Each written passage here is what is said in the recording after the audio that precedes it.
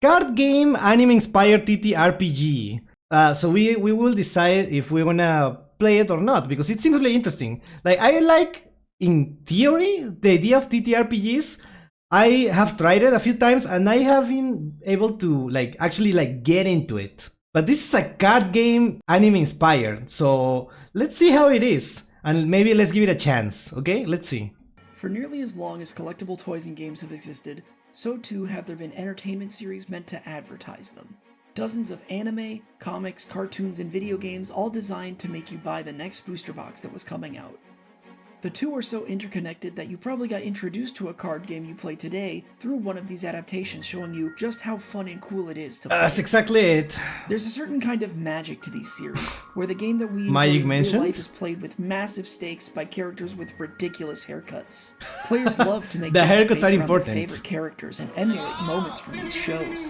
But now, there's a game that allows you to indulge in the fantasy of a world where the outcome of a duel determines so much more than the winner of a promo pack. A tabletop RPG called Perfect Draw. Perfect Draw is a tabletop game that emulates the storytelling experience of toy-based series such as Yu-Gi-Oh! Or Cardfight Vanguard by combining card game mechanics with the collaborative storytelling of tabletop RPGs. What makes Perfect Draw really stand out is the sheer amount of customization available in it. Rather than creating a pool of options for players to choose from, a la the spells and abilities of Dungeons & Dragons, Perfect Draw provides a framework for designing cards yourself. Oh, This interesting. means that You can design do your however you actual want with cards. a deck of your own creation. The Game Master also designs the decks of your opponents, meaning that no two duels will ever play out the same way. Alright, okay, I'm more interested in this now. If you like design your own cards, I can literally like get anything in here. So I could just design I can just design Yami Mitsurugi and play it in this. And I can play Yami Mitsurugi in the TTRPG with the rest of the players are like playing their own thing. Oh yeah, I'm playing like a dinosaur deck and I'm just playing Yami Mitsurugi. Let's do that. Let's do that, chat. Can you imagine? That would be so funny. That would be so funny. I mean, I'm sure there are rules against it. It's like, nah, just do a P from this game. That's not realistic. That's not realistic, right? So it wouldn't be possible. New card games are hard for me to get behind. I tried Lorcana, and in the hindsight, I felt like they ripped everyone off, and power creep happened even faster than Yu-Gi-Oh ever did. Oh, yeah, like it's hard to like invest in a when it's a new card game, right? You don't know what's gonna happen. In like I don't know if people would play like Yu-Gi-Oh if it was a new game right now. If it was a new game, it would probably be like, nah, this is not fun. But people play it because they already like invested time, and there's also nostalgia involved in it. So I see it. Like it must be really hard to come up with an actual like card game. But this is a TTRPG. It's more about the role-playing aspect, I'm pretty sure. So let's see. While the contrast between the player versus player nature of card games and the cooperative nature of tabletop games may sound like an impossible bridge to cross, Perfect Draw neatly marries the two in both its game and narrative mechanics. Players will often find themselves facing off against each other, not to mention that the Game Master and the NPCs they play as are just as involved as the player characters, and they want the win just as badly they as call you do. NPC. So how do you actually play the game? Perfect Draw is a game that uses the Powered by the Apocalypse RPG system, meaning that all you need to play is a character sheet, 2 6-sided dice, and your deck. No miniatures or maps required. Alright, I'm like really curious about how long it's gonna take to make a deck. Like, that is the part that worries me.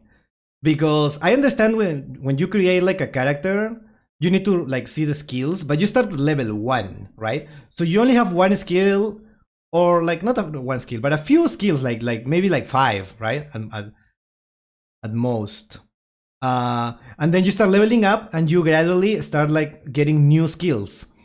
But in the case of a deck, you have to have like everything raised since the start, right? Because otherwise it's not playable. You have to have all your cards. So I feel like making your deck will take like very long, probably. So we will see. It's so intuitive, actually. I was worried about the same. Really comfy to make decks. Okay, let's see. Sheet, 2 6-sided dice, and your deck. No miniatures or maps required. Rather than rolling dice and seeing if you hit above or below a target DC, the general moves in this system break up your die rolls into 3 different brackets. A 1 to 6 is a failure, a 7 to 9 is a partial success with either a cost or drawback, and a 10 or more is a total success. Okay. Across both roleplay and card game combat, What is the this main role-playing gameplay image, mechanic dude? at the center of Perfect Draw is baggage. Baggage represents the core struggles that your character is facing. You get some during character creation, whenever you fail a die roll, and you can choose to take on more baggage during rest periods. During roleplay, your baggage takes the form of a debuff that adds a -1 modifier to any relevant die rolls. However, during card game combat, your relevant baggage turns into points of advantage, What? a resource that allows you to do what I lovingly refer to as cool anime bullshit. This means that the more that you have riding on the outcome of a duel, the more that you can pour everything you have into winning it. Because Perfect Draw is a game where you take on the role of a protagonist in a card game anime, the class that you pick, here known as a playbook, reflects a character archetype popular in those sorts of series, rather than a job or combat style. Starting with the Resolved, a knuckle-headed duelist who won't let anyone stop them on their road to victory. I love these examples, dude. It's just Jaden and Ash. What is another example of the Resolve? Ignore negative modifiers, roll with your stronger stats, bonuses to combat tension. What is another example of the Resolved player here? Well, who would it be? I'm trying to think of someone else. Well, I feel like I don't know much about like game things. Like this is probably not a card game or like a turn-based thing, but this is probably like Yuma, probably from Seal. What about Hinata from what is this called? Oh my god, what is it called? The volleyball anime? What is it called? From Haikyuu. Yeah, from Haikyuu. I don't know. Naruto? I feel like Naruto is a little more edgy, I guess. But it makes sense. It makes sense. Alright, let's see. Allow you to brute force your way through roles that you might otherwise fail. The Prodigy. You know you're the best, and you. The Prodigy. Okay, we keep going with Haikyuu, right? In Haikyuu, there was also a character that was a Prodigy. It was the oh my god, I forgot the name of the. I haven't watched Haikyuu in a long time, but it's also the guy with black hair, right? The one who was like always like set the thing. Yeah. You have both the skills and the resources to back up your big talk. You'll never guess the inspiration for a class with an ability yeah. Screw the rules, I have money. The Glowing, a lightning rod personality that brings people together. Your social skills are a key that will unlock many doors for you and your friends. The Rogue. Wait, hold on. Who is the Glowing? Like Deku from My Hero Academia? I don't know who this is. I've never seen this person before. Natsu, maybe? Interesting. Alright. A key that will unlock many doors for you and your friends. The Rogue. The duelist who's prepared for any challenge. This playbook basically gets to cheat at the card game by doing things like editing their deck right before a duel starts. The Rogue. Is there someone like this in... I mean, this is Yu-Gi-Oh, I guess, but I don't know. Like, who is this? Batman. The Rogue. I bet this make you even better at card game. I don't know. It seems like most of the characters are actually like literally cheat. Like Pegasus, for example, right? With the mind reading thing. The Ally. The friend who's less in it for the game and more in it for the company. This class's main ability is literally having a job and other hobbies that they can leverage into super boosted die rolls when they come up. Okay, but why would you be this person in a TTRPG? Why would you want to be this person? Like, it's cool, I guess. Like, I would probably do it depending on who the other person is, I guess. I could not be trusted with Rogue. I would break that for sure. Yeah.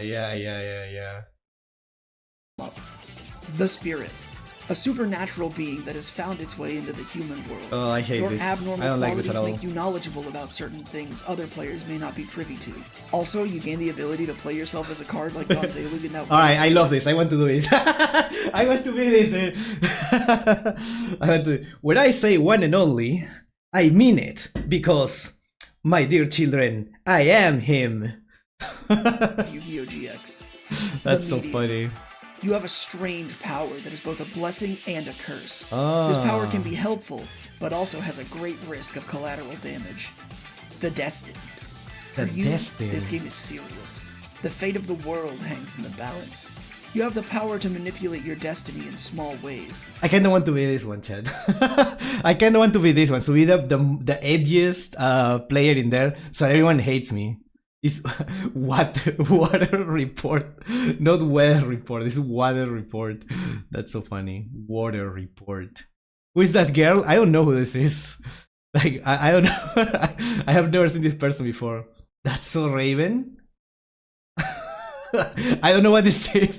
I don't know what that is, but I will take your word for it. She's psychic or something. Oh, but that is such a like a.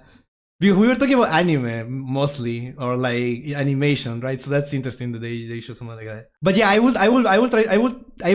gravitate towards this. Maybe, I don't know. We'll see. She's a clairvoyant. Oh, interesting. But doing so only speeds up the arrival of an inevitable calamity. The Idealist. You have a dream that you always strive to achieve. Okay, hold on. I kinda like this one more. Philosophy you believe in and get bonuses when you follow that ideal. I like N here. I like N. N is like such a good example. You also receive debuffs when you don't practice what you preach. The Turncoat. A reformed villain trying to turn over a new leaf. Okay, I also like this one. No, this is such a cool archetype. My Dark Past. And get bonuses to rolls when you're trying to right your wrongs. Those On are top of the such a 10 cool base archetype. classes. I don't know which one I would like more. I'm between the last three, right? Destin, Idealist, and Turncoat. I like those three. Like, I know I said that I wanted to be like the spirit, but that was mostly a joke. These three I really like. Those are the edgy ones. I feel like those give you more to roleplay with. But I could also like roleplaying like someone like Deku, right? With the what was another result? The glowing with the glowing. Yeah, for fun.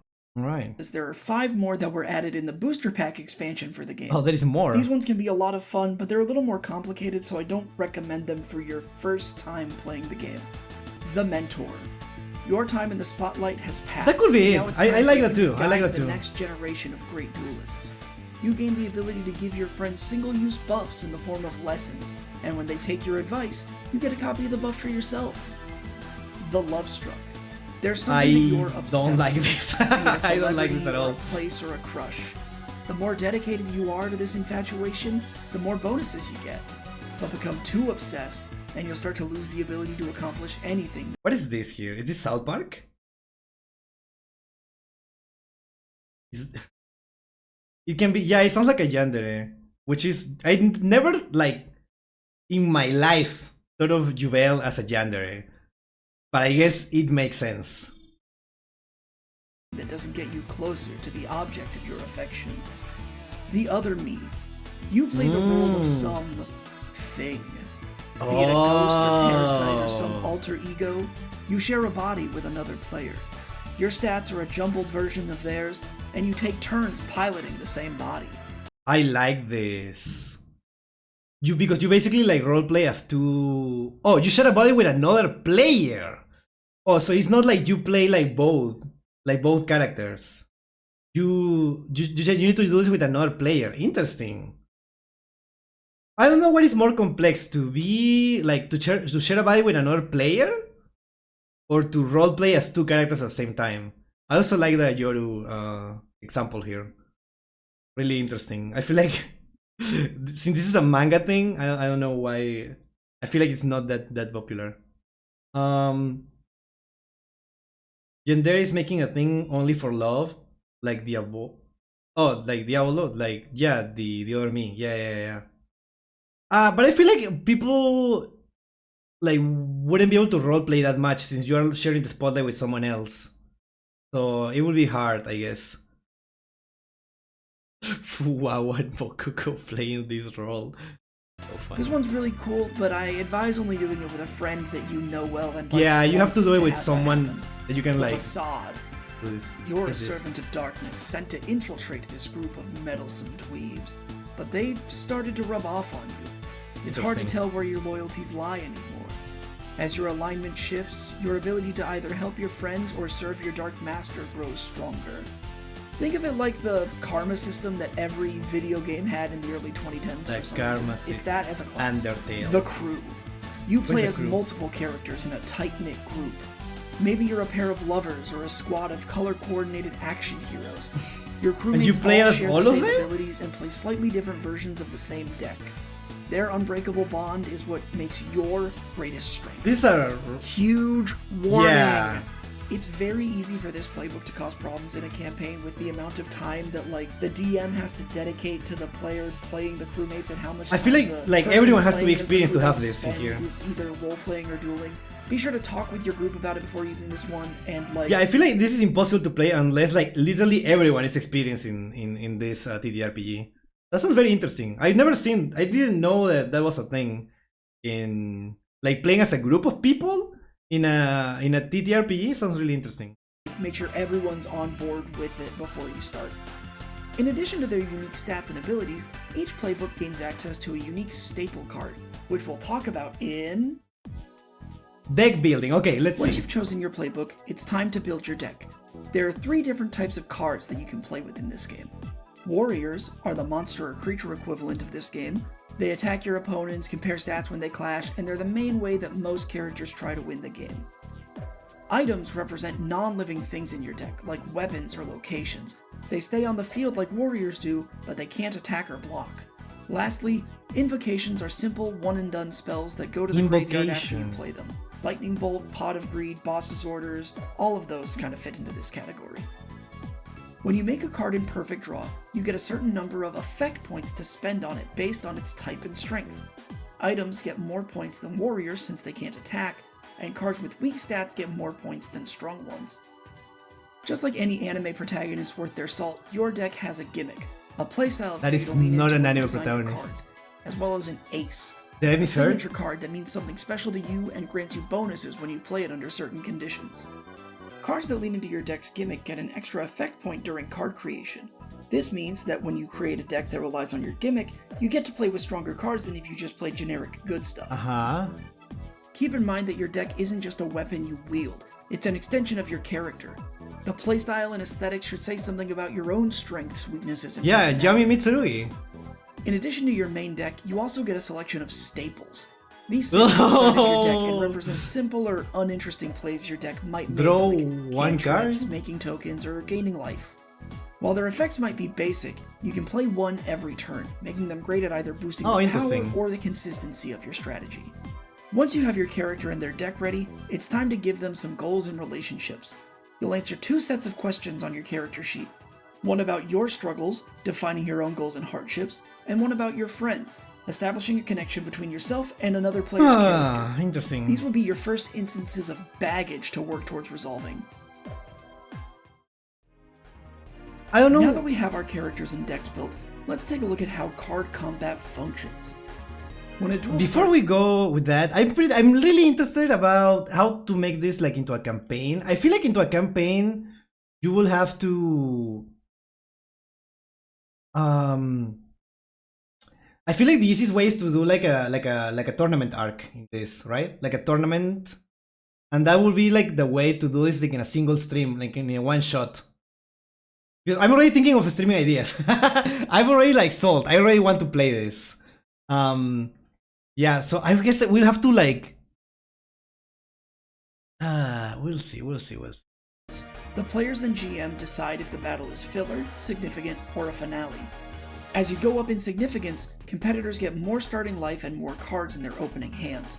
This also determines how many times NPC duelists can take actions like response moves over the course of a duel. There are 4 actions you can take during your turn.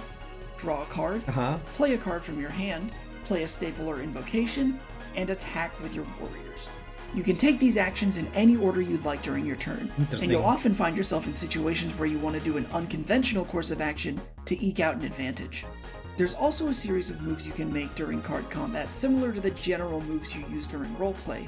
These moves interact with two unique systems called tension and advantage. Tension is the stat that tracks the emotional flow of battle. As you get closer to losing and your enemies leverage your weaknesses against you, the tension rises and gives you bonuses to your dice rolls during the duel. Any baggage you have that's relevant to a duel turns into points of advantage, a resource that you can spend on card combat moves.